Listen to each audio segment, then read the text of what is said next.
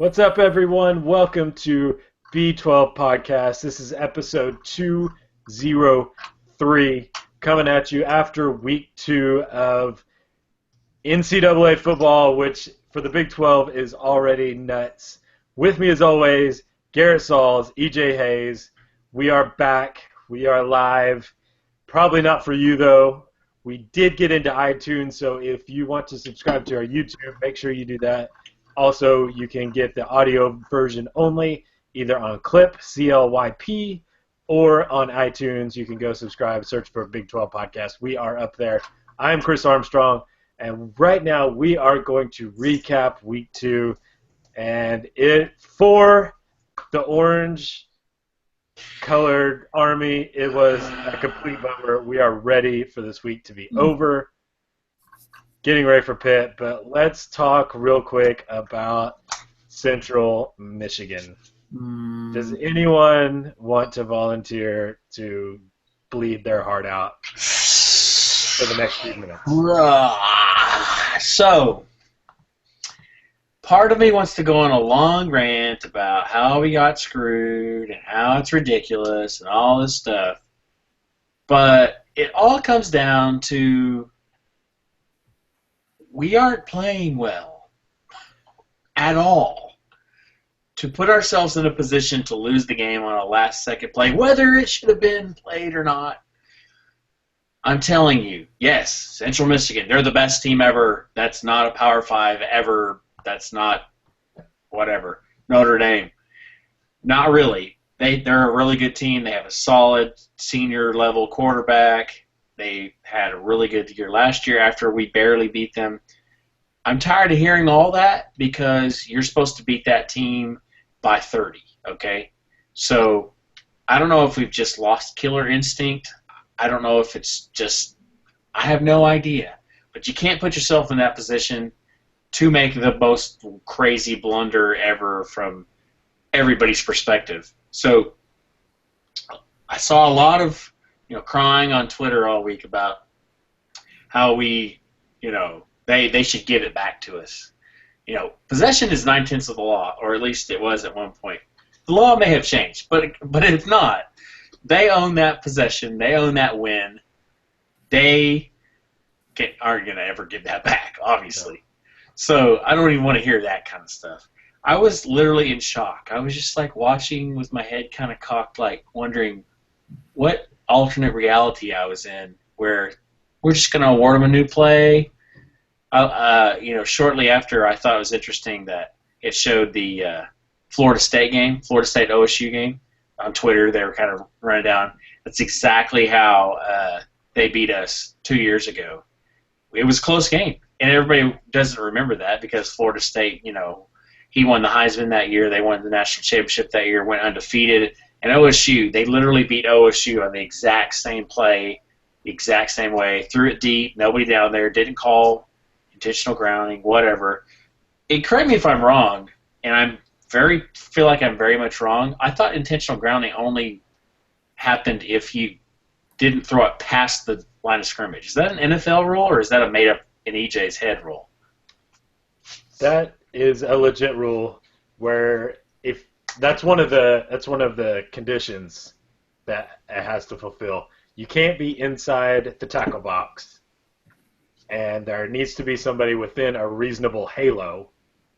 And I think it does have to pass the line of scrimmage. So if all three aren't present, then it's not an intentional grounding?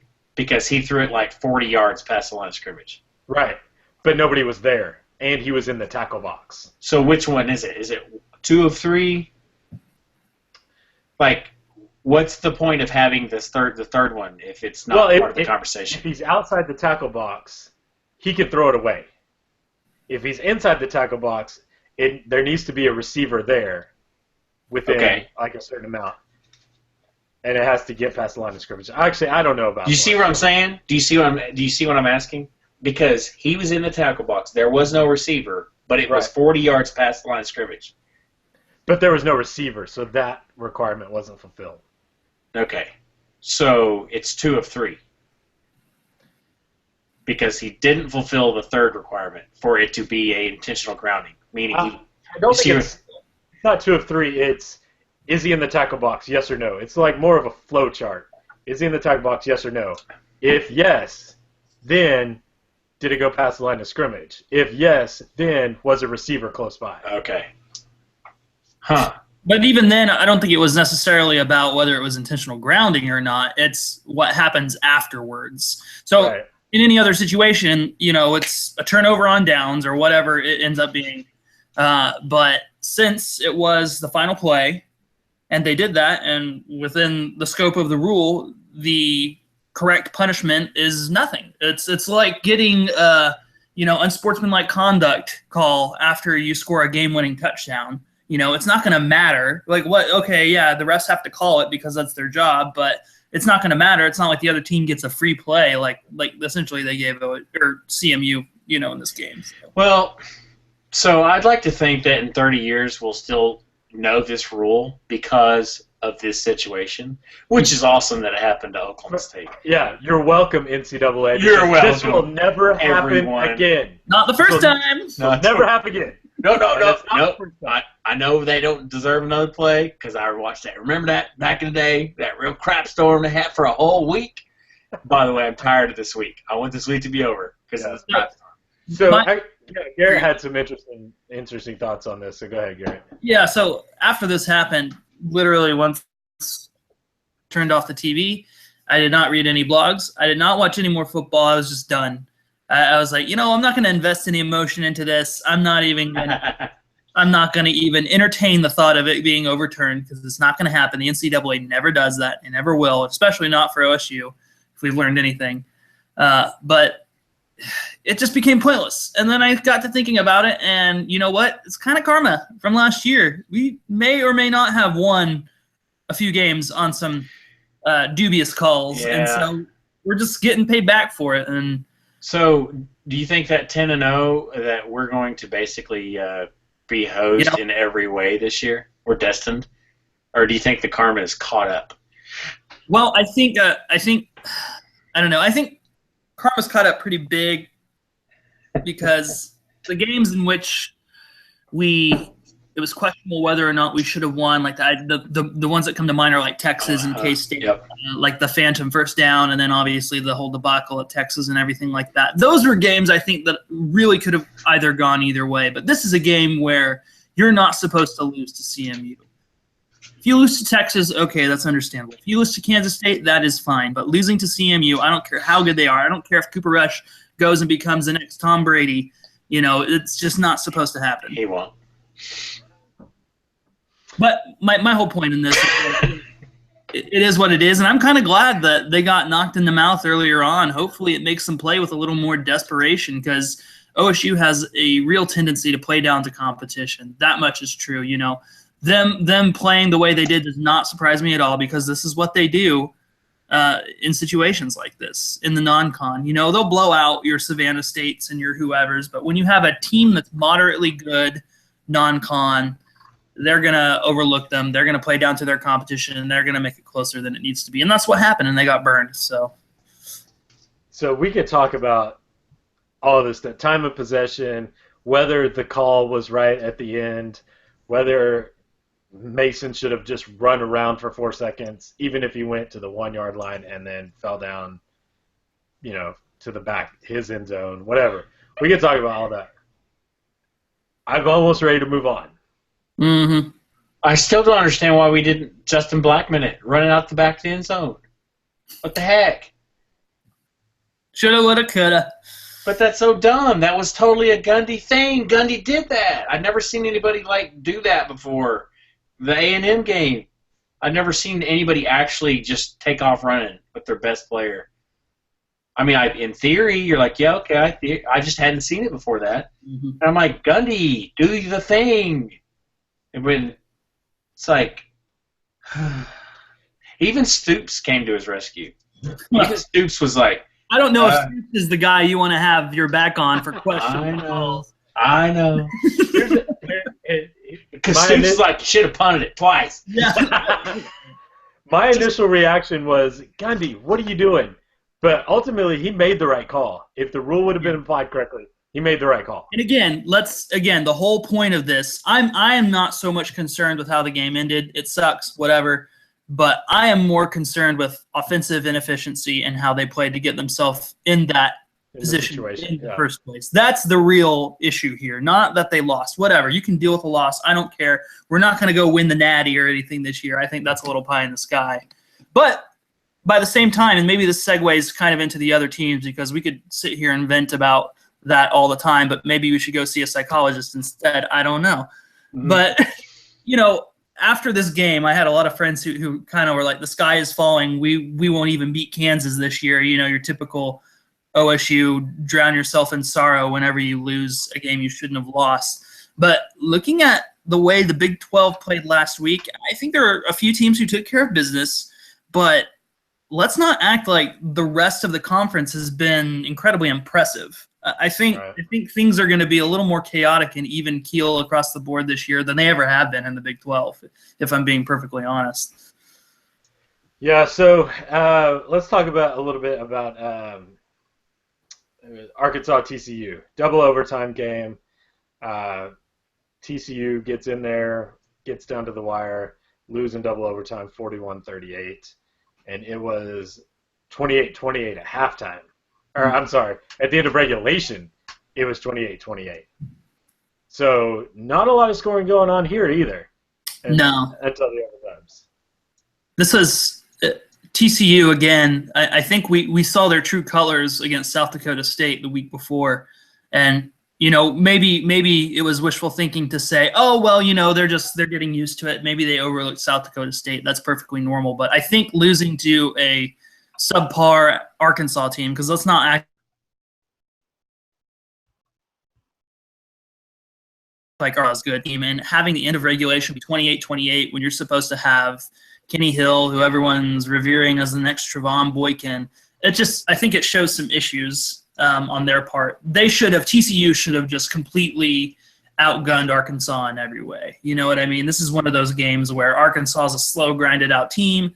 They're not supposed to be able to keep up, but I think TCU is showing a lot of holes, both offensively and defensively. I think that's the biggest surprise to me is, Gary Patterson being a defensive coach. He usually reloads that defense, but when you let an inept Arkansas team score 28 on you and then beat it in clutch time, I don't know. It's questionable. Yeah, this whole Gary Patterson as a defensive coach, I think he's having an identity crisis in the Big 12 because he really likes defense. But the Baylors every year and the OUs and the OSUs and the Texases now, they're just not going to allow for that. I mean, the offenses are too good in the Big 12, and week in, week out, you have to go punch for punch. And I think he really liked that whole Boykin thing. I think he's really liking that. Now the problem is getting a Boykin every year that can be healthy all season, which is Baylor's problem, which is our problem, which is everybody's problem, right? So somebody was saying that the other day, like, oh, where's the defense, TCU? Well, I think they're in a bit of a changeover period. You know what I mean? Because their defense hadn't been good in the last couple of years, have they? I mean, they weren't so good last year, for sure. No, and they certainly racked up a lot of points. I think it's just the general conception that I think people still hold on to that from TCU's Mountain West days. They still think, oh, TCU is a defensive team. I think it's kind of like OU is a perennial blue blood, like that whole thought. That's not true anymore. Sorry. And I mean, I know they got back to the CFP again, and that's progress, but I think it's just a perception thing. I think it's a misattribution, really. Yeah. Yeah, so the other game that was kind of crazy was Texas Tech, Arizona State. Oh, my gosh. Did y'all stay up for this one? I did not. No. This was one of those late after dark, 2 a.m. games. Ooh. And Texas Tech, on top of it being Texas Tech, because Texas Tech is notorious for having 4.5-hour games. Because they score so many points and throw so many. So fast. Yeah, and they just throw. Yep. And Arizona State was running on Texas Tech like Texas Tech was throwing on them. That's their weakness. It was bizarre. Yeah. Like, they would throw a 3-yard screen pass and it'd go 70 yards. He'd run it up the middle for 70 yards. And it was just like back and forth like that. Hey, that's good news for when OSU plays Tech because that's all we throw. That's true. That's a good point. Bubble screens. Yeah, I suppose. Now, okay, I will talk about this a little bit. I was watching. You have kind of some Mahomes glasses on, Mahomes, whatever you say. I call it Mahomes. You like him, okay? So because you like him, I'm going to give him the benefit of the doubt. So I've been watching him a little bit, without the typical when I really study him the week OSU plays him or whatever. But okay, so I really watched him. He does have some moves. He kind of has that running around thing, which can be good and can be bad. It's nice to have in your back pocket, but I think he relies on it. Mm-hmm. I also think he's got a ridiculously strong arm. Yeah. But I think he uses it too much. I think he just needs to throw the ball sometimes, and he runs and then he just rips it almost every play. Well, that's fine, but I don't think that's a consistent way to, and again, he started like 9 of 9 or whatever. He started the game like I think almost 10 passes without a drop. So I'm not saying he's not a skilled passer nor hitting his guys on target, but I think eventually what caused them to lose is he stopped completing those passes, and they just fell behind, And when you can hand off to someone, they can go 80 yards rather than throwing it, because throwing it's a little more of a gamble than handing off. Then you're going to lose by 20 points, 90 to 70 or whatever the final score was. Well, that's the problem with the Mahomeses, the Mayfields, the Johnny Manziels of the world, is that they are such that when you build your offense around one guy, you're building it to fail because, that offense is going to be successful, wildly successful when that one guy's hot, but when he is not, that's when you start seeing problems. And that's you see the opposite of that in the SEC. You don't see a one guy in the SEC. You just see nameless running back 1, nameless running back 2, nameless fullback 3, And it's built around the offensive line, which is 5 or 6 guys, right? Right. And I think Tech's missing. I know they had some players kicked off on their offensive line, some players kicked off. I don't know if they were starters or second tier. I haven't delved that far, but I think they are missing some offensive line depth, much like a lot of teams in the Big 12 are this year. Yeah. So just some crazy stats from this game. Mahomes had 540 yards passing. Tech had 72 yards rushing. Which is pretty low for them because normally I thought they were pretty balanced. I mean, I'd say the last 10 games, they have over 100 or 200 yards usually, don't they? Yeah, they had the second leading rusher last year. Reginald Davis? I can't remember his name, but he was, for the longest time, I think until bowl season, the Big 12 stopped back. So this is very balanced, yeah. Yeah. So Arizona State had 350 yards passing and 301 yards rushing. 300 yards rushing. It's crazy. You don't see that too much anymore. 2 guys over 100 yards. That guy had 8 what was it? 8 carries coming into the game? Oh. And he had 8 touchdowns in this game. 7 rushing and a receiving. Yeah. Yeah. So he went from a dude, nameless running back 1 or 4 or whatever, to a Heisman contender in one game. Yeah. But I think what does surprise me is I really am surprised that Tech let 68 points get bombed on them. I thought that they would make, I don't want to say they would make progress, but I certainly thought their defense wouldn't be any worse than it was last year, but that's obviously not the case. So. Yeah. It's pretty bad, man. Like that I think it was sports radio or something. It has been a bad non-con for Big 12. Bad. Oh yeah, it's rough. And I think I have a feeling it's only going to get rougher, but what are some other games that kind of Texas took care of business, but you're playing UTEP. There's not much to say there. Yep. Iowa State rolled over for Iowa. That's kind of surprising. Usually in-state rivalries are a little more interesting, but Iowa State even close. Yeah, it's bad. Bad. Yeah, Baylor up on SMU 40-13. West Virginia over Youngstown State Ohio 37, Kansas 21. I don't really know what to make of this. Yeah, we were all bragging on Kansas. We're like, finally. Well, I know that Kansas is terrible. Everybody knows that Kansas is terrible. Is Ohio? No. So Kansas is that terrible? Yeah. Okay. Yeah, they're that terrible. Okay. Number 11, Texas, is the highest ranked Big 12 team. Wow. Welcome back, Texas. Oof. So, Woof. woof. OU over University of Louisiana Monroe. So that's all of the games last week. Not a Painful, guys. Not a great week in the Big 12. So let's look forward to this week. Hopefully we can make it a little bit better. We actually start off on Friday, Baylor taking on Rice.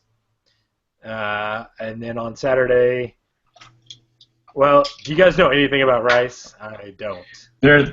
I think Sports Radio said they're the worst team in the nation. Really? Yes. So they've played 2 games so far. Is that Western Kentucky? They got beat by Western Kentucky. Got beat by Western Kentucky and Army. So, yeah, there you go. That's not going to be a good So game. here's a real question. After looking at so just real quick. Last week, week 2, you had Texas at 11, OU at 14, TCU at 15, OSU at 22, and Baylor at 23. Right? Yep. This week, after all the crap, Baylor's up 2 at 21. OU's at 14. Texas at 11. Texas stays at 11. So TCU, Oklahoma State, Texas Tech. Was Texas Tech ranked? Anyway, all out of the rankings, right? So let's talk about that. So Ohio State comes to town. Are we switching gears yet to this week? Sure. Yep. Okay, so Ohio State comes to Norman, right? Number 3, Ohio State. Number 3, Ohio State. So say perhaps Ohio State beats Oklahoma. Because, I mean, Ohio State's really, really good. Yep. I don't care who you are, even if you're Alabama, Ohio State's really good. Okay, OU's got their work cut out for them this week. They have some serious Mahomies, if you will, scheduling freaking Houston and Ohio State in the same offseason. Okay, so say OU loses to Ohio State, perhaps. I am, say Oklahoma State loses to Pitt because they rocked some, they were pretty good last week. Kansas loses to Memphis. Cal, I don't think can beat Texas. Maybe. We'll see. I disagree. Really? Yeah. Is Cal look good? It's not that Cal looks good. It's that Had their number? Well, Cal and Texas have played a while, and yeah, Cal, they're familiar with each other. But I think the reason why I think Cal can win is because in the Notre Dame game, we saw that both secondaries for both Notre Dame and Texas were absolutely awful. And Cal slings it. They're known for slinging it. They put up a lot of points. And I just don't think – I think Texas, with their freshman quarterback, I think they're bound to make a mistake. I think law of averages is going to catch up with them. And I think they get outgunned by Cal. I think it's going to be a close game, but I think Cal edges them out. Well, Cal scored 51 against Hawaii and 40 against San Diego State. Yeah, and San Diego State isn't bad. They're not a bad team either. I think this is when maybe Texas comes back down to earth a little. I think Texas can win. I'm not saying they won't win.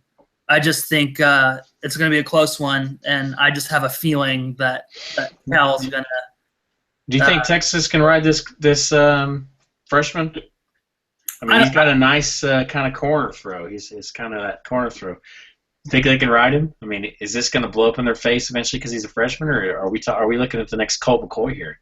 I think this is the right move for them, and I think this is going to be an improvement. But this isn't like getting Baker Mayfield like OU did. This isn't like even getting Kenny Hill like TCU did. This isn't a game changer. He's a freshman.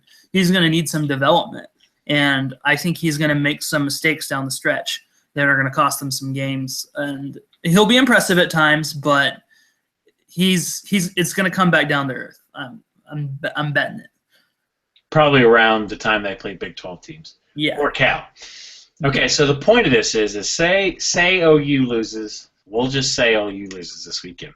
So you got really, I mean, even if OU loses, I'd still consider them one of the top Big 12 teams, unless they prove otherwise in Big 12 play. What you've got is you have such a weak pool of Big 12. Now we're going to just duke it out within, we've lowered our bar so much. We're barely even ranked overall, right? Now we're just going to play each other, right? So this is not looking good for the rest of the season, is it, at all? I really do foresee, I think I was talking to Chris about this earlier, but I'm not going to be surprised if at the end of the season we see an 8 or 9 win Big 12 champion. And we see a bunch of other 8, 7, 6 win teams. I think this year especially, everyone is going to beat everyone up. And the parity, if you want to call it that, the parity in this league is pretty comparable now. I think coming into the season, we thought, okay, OU is going to win. I think pretty much people had already given them the crown. OU is going to win. And then they said TCU will reload. And then some people said, well, OSU has a shot too. They're usually consistently up there. And don't forget about Baylor, even though everything that's going on, Baylor still has all their athletes. And now we're seeing that maybe the gap between OU and West Virginia, OU and Kansas State is closer than people think. Maybe the gap between Texas and OU is really closer than people think. Maybe the gap between pretty much everyone except Iowa State and Kansas is closer than people think. My question is how about anybody in the Big 12 being even in the top 10 or even worthy of that? I don't see a team in the Big 12 that deserves being in the top 10, to be honest, or the top 15 for that matter. Not even Texas? No. I don't think you can make that argument. You can't make the argument yet, which kind of stinks because you can't. It's hard to measure ourselves against ourselves. Right. And losing to SEC Arkansas, if OU goes down to Ohio State this weekend. Like, those are some telling losses. If we lose to Pitt, those are some telling losses against some teams that you can measure against. And that just feels like we just don't have it. I'll say I'm okay with where Texas and OU are at. I still think Texas isn't as good as number 11. That's just my personal opinion. But who else are you going to put up there, I suppose, is the argument, right? I mean, they're undefeated, so. Right. And they beat a quality opponent. I mean, it shouldn't be any lower, I don't think. So who would you argue for someone in the top 10? A Big 12 team at this moment? Yeah. Nope. Not one. I think it's actually pretty accurate at this moment, which is bad. Really bad. Yeah. So I think maybe the interesting thing would be, and feels really weird saying this, is Baylor. Because Baylor, they haven't really played anybody. But they've taken care of business. But they've taken care of business like they're supposed to. I will say this about Baylor, though. I don't know if you watched that Baylor SMU game. And it's a little closer than it should have been. They didn't pull away until the third quarter. It was like 13-6 for a long time. And then finally, I think it was just a talent thing. I think SMU just got worn out. It's just one of those things that the athletes are just better condition, more talented, stronger. SMU had 405 yards on them. Yeah. So, and I think Baylor's a glass castle. I think they look scary right now, and they have all that talent. But once someone throws a rock at it and punches a hole in it, they might have some problems. And SMU play with a freshman quarterback. So I don't know. I know this sounds like sky is falling talk too, and that I'm dogging on every Big 12 team, but I really do think this is a year where we can't say that we're better than the SEC. We can't say that we're better than the Big Ten because we're certainly not proving it right now. And this week's going to be very telling. I think you had mentioned that we'll learn a lot this week, at least from a few teams, what they're made of. So, yeah. So another matchup interesting for me is Memphis and Kansas. Great basketball matchup. I think we all know that Kansas is probably going to lose. Yeah. But I mean, Memphis has been decent the last couple of years. What do you guys see with this one? And maybe nothing. Maybe we have no idea. I think it's interesting to me because Memphis was good last year, but they're not ranked for some reason. They didn't get the Houston treatment, but of course they didn't go to a bowl and destroy Florida State. So I can see that. But yeah, I think Kansas loses this game pretty handily. I mean, I see Memphis kind of, even if they're not that good, they're probably going to throttle Kansas just because it's Kansas. Does Memphis come in pissed that they're not up for possible expansion candidates? I think they knew they were kind of reaching to begin with, if I'm being honest. Like, I think they kind of knew that maybe it was a little lofty. So who knows? But maybe maybe it stings a little still. I don't know. But if it's a lofty and then they come and mop up a Big 12 team. Well, Kansas. Yeah, but what they're like, we'll kick Kansas out. We're a basketball team. Yeah. So we already talked a little bit about Texas Cal. K-State plays Florida Atlantic. Hopefully that gives K-State a little reprieve here. Yeah, I think it will. Tech plays Louisiana Tech. The Tech Bowl. Yeah. Let's talk a little bit about OSU Pittsburgh. Okay. And on paper, well, not on paper, emotionally from our end, it's either we're going to roll over against Pitt because we got screwed this past week, or we're going to come in ready for a fight. It does make you wonder how they're going to respond to that debacle. I think this is just what I've noticed with OSU in the past year or two, especially with like Rudolph at the helm. Usually we only play our best games with our backs against the wall. I mean, you saw our defense in that CMU game get 2 turnovers on consecutive series when we needed it the most. And Rudolph, usually if he has a bad game, if I'm not looking at the past 3 games from last year when we played kind of the bulk of the toughest part of the Big 12 schedule, usually when he has a bad game, he comes back on like revenge tour. I think he tunes it up. I'm sure that he's beaten himself up over the past week, and I think he's on point this week. But I think Pitt is another one of those teams that they're a Big 12 or a Big 10 team. They like ball control, so they're going to probably squander the ball. They're probably going to hold on to it, and that's kind of our bane because we like to have the ball. But I think this one, I don't know, cautiously optimistic, but it is a test. Pittsburgh's good. I think even earlier on, I thought Pitt was good, but then after seeing the way they played last week, I'm like, well, they can score some points. But they had a commanding lead over Penn State for a long time, but then they kind of blew it towards the end, and it got a lot closer. So maybe our hope is that OSU starts out hot, and then they wear them down throughout the game, just and continue to go high pace and just outpace them. So Pitt forced 6 turnovers. Really? Big hits, bone-jarring hits, caused fumbles. They've got 10 sacks this year, tied for the top of the nation.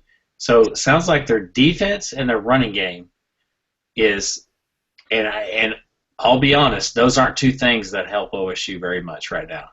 I actually think OSU doesn't do too bad against the run, but I do think that you're going to need the offense to keep scoring for the defense not to get tired, because your defense can't win your game for you if your offense isn't doing anything, as we have seen.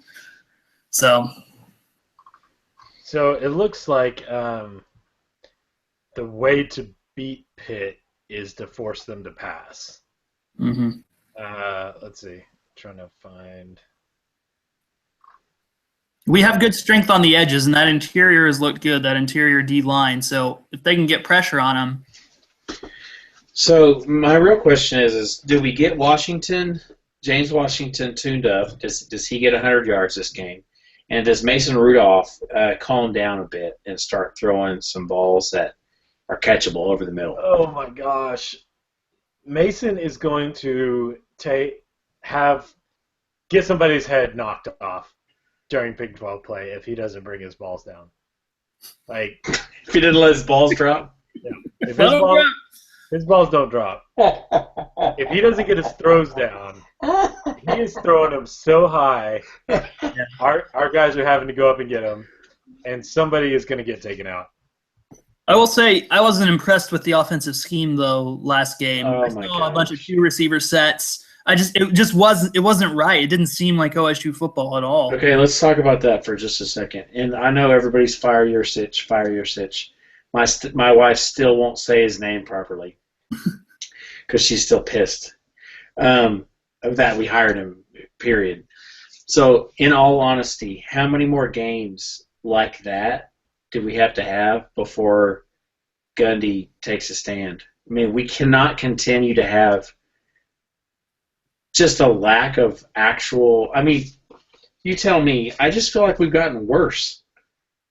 I feel like our offensive intensity, I see no cutthroat anything whatsoever in our offense. And it's not like the players individually aren't trying.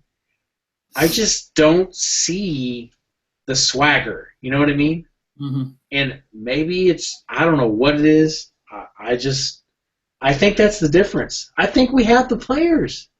Oh yeah, the talent's there. I think if these players played for Baylor right now, they'd be scoring 100. Right. I mean, I feel like I'm missing something, and I think that's something. And I know I'm not a bandwagon jumper on her, but I was very disappointed in Yursic's game plan. Yeah, well, there was no creativity. I think he said, "Oh, we can run the same 4 plays and we can beat CMU." I think he was almost arrogant in that, but that wasn't true at all. I will say I did see some positives. I think Justice Hill. This is my opinion, but I think he's our guy. If we're being honest, his runs, the way he runs, the way he hits a hole, his vision, it's perfect. It's you look at him and he runs exactly where you think he should go. Yeah. He knows the exact place to go. Junior, I don't think had a lot of great opportunities.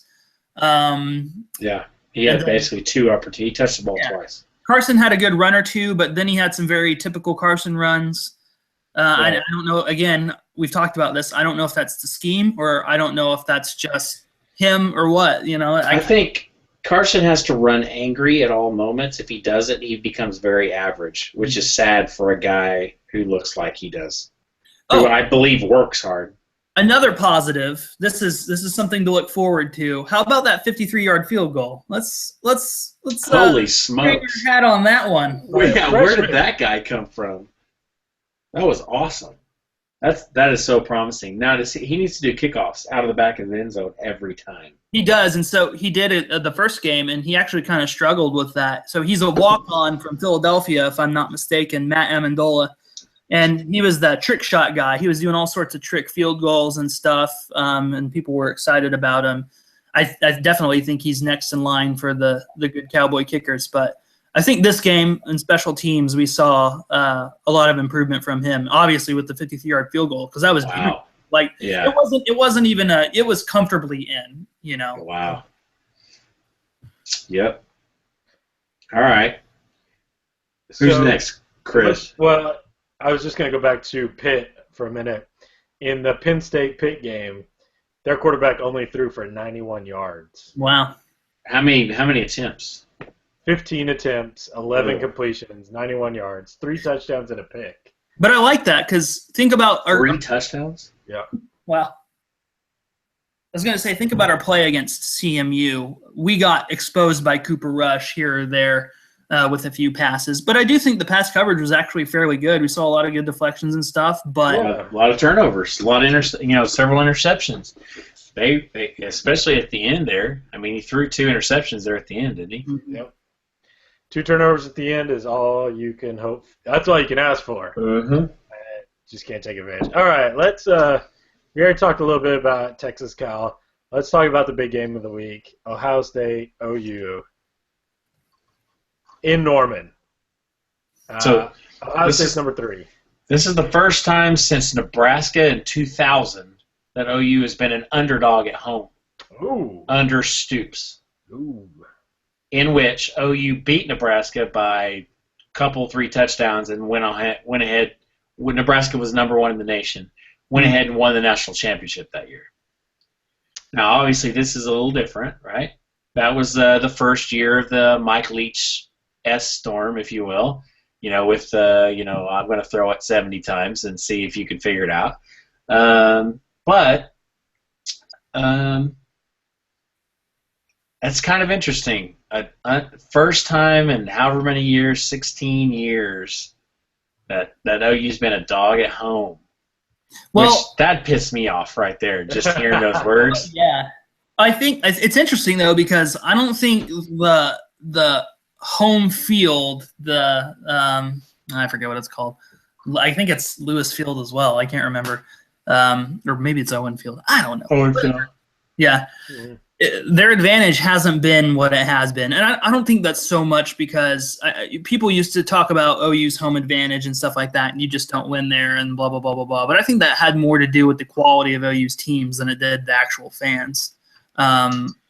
So I think they'll be fired up, though. I think this will be an exciting game, and I think that will definitely be there. But look at who you're playing. You're playing Ohio State. These guys go and play in the big house. They play in their own stadium, which it makes OU Stadium look like a high school stadium. So, I don't think that's going to be that much of a big factor because Ohio State has proven that they can play on a big stage. They play really well when there are high expectations on them. So I think this will be a good game, but I think Ohio State is superior here. It's gonna be close, but I think they're gonna win. So last year, or the last couple of years, they've had Ezekiel Elliott, and they had the slew of pretty awesome quarterbacks. They're down to basically one quarterback, and then Ezekiel Elliott, went to the Dallas Cowboys or whatever. Who does Ohio State? Because it seems like they used to rely on like Ezekiel Elliott in these close games. They've had several close games over the last few years. Did very well, right? But they would just rely on their big-time playmakers. You think Barrett's their guy now? I mean, obviously he's done well. He's had some injuries. I don't think he ever actually lost his starting position, did he, other than injury? Because he was a Heisman candidate at one point after not the big dude, but the runner went down 2 years ago. Can't remember his name. But he's what is his name? Cardell Jones, maybe? No, the other one that went to receiver. Anyway, so I guess the question is do you think if Barrett struggles at all, do they switch him out? Do you think they leave him in there and kind of rely on him? Well, I think he'll thrive. I think OU's defense isn't anything to put up on a pedestal. So I think he'll do okay. But, yeah, that's a good question. What will they do? They don't have the stable of quarterbacks they used to have. They don't have the 3 guys that they can go to who are really talented. But I think Ohio State overall is a really evenly talented team. I think they're one of those teams that consistently gets blue-chip athletes. I think they're well-rounded, probably more well-rounded than people would think. Their style of play, I think, matches up well against OU's. Their offensive linemen are huge. Yeah, they're big boys. They're massive. So physically, they're going to impose their will against a very questionable OU line. This isn't the OU line of last year. This isn't the OU line of old. And that was a problem for them against Houston. Yeah. Houston here. So, I mean, I think the difference is going to be, I think OU can score some points. I think the difference is going to be Ohio State's defense. Mm-hmm. I think if they can manhandle OU like Houston did, or even like Ohio State's done to every other opponent this year, that will be the difference maker in this game. If OU can get over, they can figure out how to score some points like they figured out last week. Yes, I know it was Louisiana Monroe or whoever, but I thought OU looked a lot better last week. Obviously, they lost to Houston, but Houston was pretty good in that game. But I think OU, I think it's all in their hands. I mean, I think they can win this game. I don't know if they are going to, but I think they can win it. I think if they figure out how to play, yeah, they do. I think the players. I think it comes down to Mayfield, though. Mm-hmm. Ohio State knows how to defend running backs. They know how to do that because that's all you freaking have in the Big Ten. Uh-huh. We saw them do that against Alabama forever ago. They know how to guard against the run. And so if you render Pirine and Mixon useless, if you render them and limit them, you're going to put it all in Mayfield's hands. And that's going to force Mayfield to play desperately, which at times that's when he plays best. But that's also when you can make some mistakes. So I expect there to be a lot of turnovers in this game. And I think that's the big question is how Ohio State's defense does that. And if they do that, what happens? That will be interesting to me. My other question is Pirine just perpetually hurt now? I mean, it seems like he's always going down with something. He feels a little gimpy to me. Yeah, I think we saw that. I think ever since OSU hurt him. 2014, 13, I can't remember. Yeah. I remember seeing him go out. I remember it's kind of down the stretch. He kind of gets a little worn down. I don't know if it's like weak ankles or what it is. And then he comes back. So it's never like a serious injury. But he's not running it 30 times a game. Right. I mean, especially with Mixon in there. Last year he was a little bit, but now, I mean, again, everybody gets injured. I understand that. It just seems like, in my mind, seeing Pirine as a freshman, I really thought, he was going to be that, just Adrian Peterson-like, in a way that, just Iron Man, just keep running and keep running. That's how he felt like he was going to be for his entire career until he get drafted. But it seems like that's really hurt OU a bunch. I think they really wanted to rely on him. Mm-hmm. And Mixon obviously is a beast and a half too. But I think that's really the difference. I think OU wasn't necessarily prepared for is Pirine not being that guy, Well, and him and Mixon are going to have some hard yards on Saturday. I can tell you that. Mm-hmm. We'll see. I have never seen these teams match up, so we could all be completely wrong, and who really knows what'll happen. But I have a feeling just about the way Ohio State is built, and just kind of OU not being exactly what we thought they would be this year, that this game might end badly for OU. So I would like to add an extremely awesome quote from backup quarterback Austin Kendall. I'm glad you brought it up because I was going to. I think this is backup quarterback Austin Kendall. I've never heard of your name. I think they have a really basic defense. Baker, he'll light him up. Okay, so Baker's probably like, dude, seriously? Like, stop talking. I'm the king of the billboard material. People talking crap on me. Don't talk crap for me. Don't out-weasel the weasel. Yeah, don't know. Don't do it. Sorry. Neckbeard. Here we go. Yeah, this is pretty funny, guys. This is exactly what you want from your backup quarterback, is to be talking crap on Ohio State's defense. We're not talking about their new running back or their quarterback who's been on the bench and then back and whatever. Their defense. Are you kidding me? Yeah, that's not good. Not a good idea. They might be basic because it takes, when you're a grown man playing against boys, all you got to do is play base defense and you stop everybody in their tracks. So, yeah, what's kind of interesting is Ohio State, Urban Meyer has an infographic up on his Twitter, and nationally ranked number 1 in turnover margin, interceptions, and defensive touchdowns. Brutal. Granted, it's week 3, so they've only played 2 games. Granted, they've played Bowling Green and Tulsa. Yeah. So Tulsa's in the same league as Houston, though. It's true. So let's just be honest. You can take that with a little grain of salt, but that is not what you want your backup quarterback to be saying going into this game, I don't think. I'm thinking no. I'm thinking Stoops made him third string this week. Or maybe if Baker goes down, he's going to throw him in there.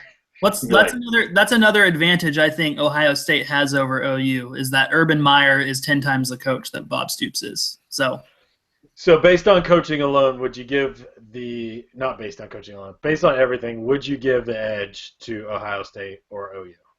Ohio State. I think based on everything? Yeah. Ohio State because what? What? I just said Ohio State a big edge, but I think it just comes down to the reasons I said, just because coaching, number one, overall well-roundedness, just in talent, I think in general, and that's a funny thing to say that OU is being outclassed in terms of talent, and just in terms of Ohio State playing strong. Again, we don't know that much, but we have seen some glaring things with OU's offensive line and defense that leads me to believe that a team like Ohio State might cause them some trouble. Well, so I'm actually going to take the other road, weirdly, oddly, very oddly. I think OU pulls this one out. I think the home field advantage. I think their offensive coordinator figures out a way to make this happen. I think it's close, but mark it down. I'm going to call for an OU win on this one. We got to get the Big 12 back on track. What better way? Yeah, the perfect start. Yeah, that would help.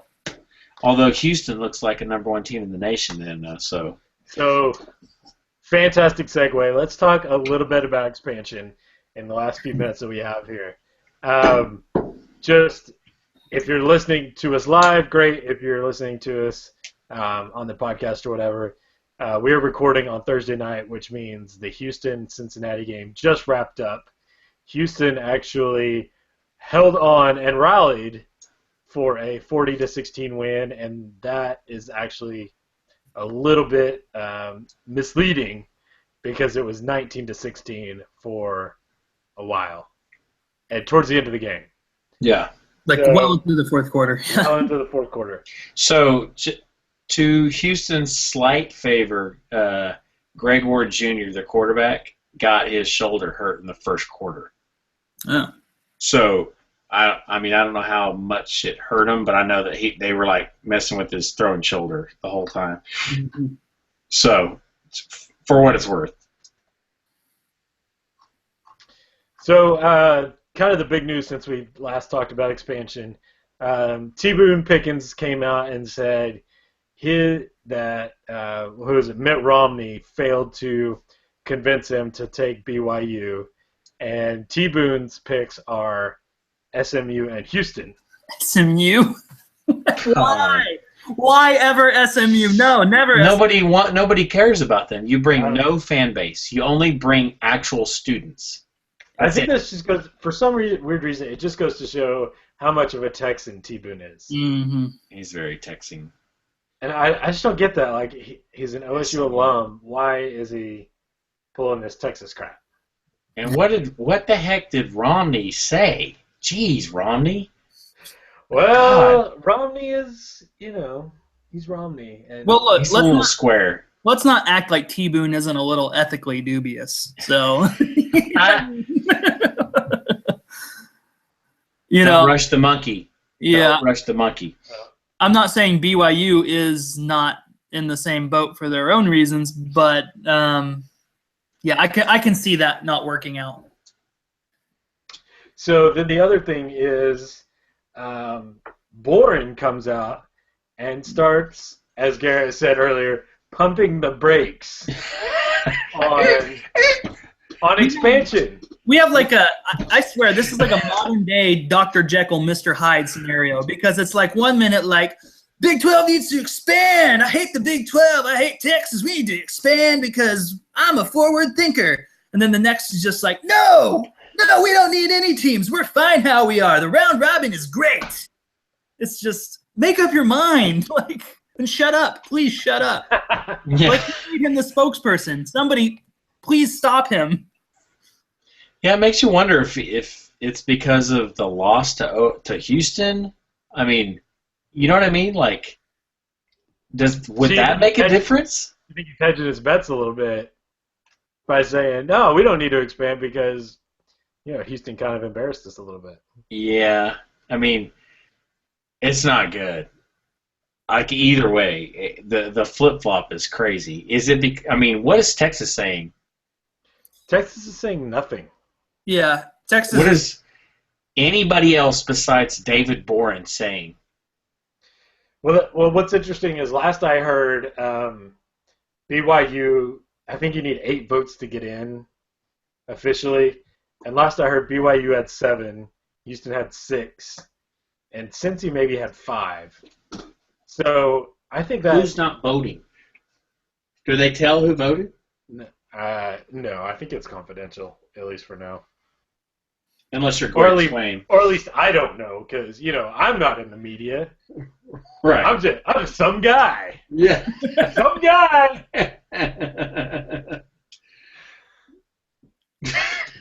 I have a computer and an internet connection. I can get on the internet and say things. Well, that's kind of what Boren does most of the days. He's just some guy who happens to be the president of University of Oklahoma who says things. You can say things too. You could be on Fox News, Chris, or CNN. You just did a really good Fox News impression. I was very impressed. Substantiated facts out of nowhere. You said it loudly too. I'm listening. Go ahead. That is key for being on Fox News. You have to say it really loudly. I don't know what's going on with Boren. I don't know why he's saying this. I think everybody just needs to shut up and play football. Yeah. Well, that's for one. And if that's the case, fine. The thing is, Big 12 sports never stops. I mean, we played it's football, then basketball, then baseball, and softball, and OU is huge in gymnastics. OSU is huge in equestrian, wrestling. So everything's going on. So when is the time to talk about it, if ever? When are they going to make a decision? So that's right before that. That's the time to talk about it. Other than that, shut up. So I think they have a meeting in October that they wanted to decide by. They decided they would have a meeting in the middle of football season to expand the conference. EJ, what a great idea. This is bigger than football, EJ. Let's really? What is it really, though? Really? This is about academics. I love when people say, That means I suck at football right now. I'm all for academics because that's all I had going at OSU. But that means we suck at football just as about academics. So, has for you guys, has anything moved on the expansion front? Are we still maybe not? Do we still? I just need to know when we're going to vote, and I just need to know where the hub is. The only thing I hear is Twitter crap and from people who have no idea what they're talking about. But there's some guys on the internet. Yes, that's Boren, exactly right. Some guy named Boren on the internet. Do you know that anybody can have a Twitter account? It's so anyone. Weird. It's anyone. They're handing them out everywhere. They're free. It's cheaper than a Coke. Or a pop, depending on where you're from. A pop. Yeah. All right. I think that wraps up show number 3 of season 2. Felt like we were a little bit all over the place, but we're going to have to have it. All over the place. That is true. We'll fix it in post. We are going to fire some of our writers. You can bank on that. You can bank on it. We're going to ban them for 3 games. So they can learn from their mistake. And in the bowl season, they're going to be sitting. They're going to be on the couch. They are not considered for bowl season. They're not considered. No. All right, guys. Appreciate you joining me, and listeners, we appreciate you joining always. Again, subscribe to us on YouTube if you want to get the live hangout. You can actually chat with us live if you wanted to. Nobody ever does because it's late on whatever day that we decide to go on, but. No worries if you want to subscribe to our YouTube channel. Again, we're also on iTunes. Search for B12 Podcast. That's B, the number 12 podcast. Check out our website, b12podcast.com. We are there. This will be up there very, very shortly. All of our past shows are there. So check that out. Be sure to check us out on Twitter. We have at EJ Hayes, at GW Sauls. I am at CJ Armstrong. At B12 Podcast is also on Twitter. So hit us up if you have any questions, anything we need to talk about. I think Game of Thrones starts up pretty soon. We can talk about that if anybody wants to talk about that. Tell us how Apple bricked your phone by upgrading to iOS 10, and they will soon be bricking your computer when the new Mac OS comes out, because that'll be fun. Anything you want to talk about, we will talk about it, and we might even have you on this show. So, EJ, Garrett, thank you again for joining us. Always fun to have you guys. Always fun to talk to you guys, for sure. So, really appreciate that. Any final thoughts? Namaste. The next Saturday cannot come soon enough. Because every show matters. Thank you, EJ. Every show matters. Just like every game matters. Thank you, Big 12, for sticking up for your teams, because every game matters. And right here at B12 Podcast, every show matters. Check us out next week or on our website or Twitter or iTunes. See you guys.